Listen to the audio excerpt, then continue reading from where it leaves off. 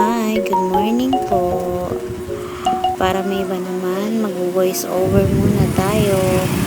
At shout out nga pala sa aking tita dahil binigyan niya ako ng ihawin. Ihawin ko daw. Ito yung isdang binigay niya. Wow!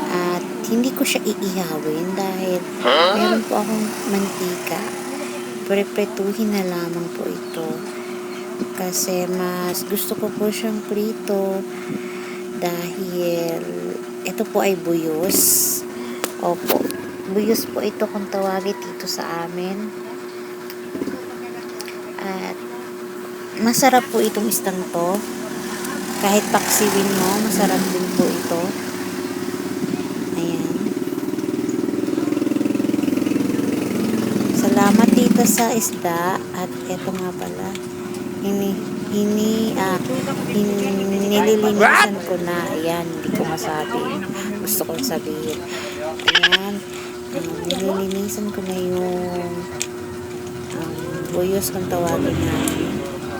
Sinisimulan ko na para mamaya pepetuhin na lang.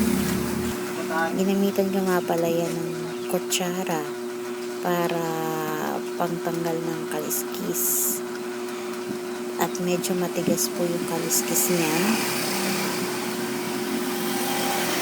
Tapos yung kabilang side naman po mamaya.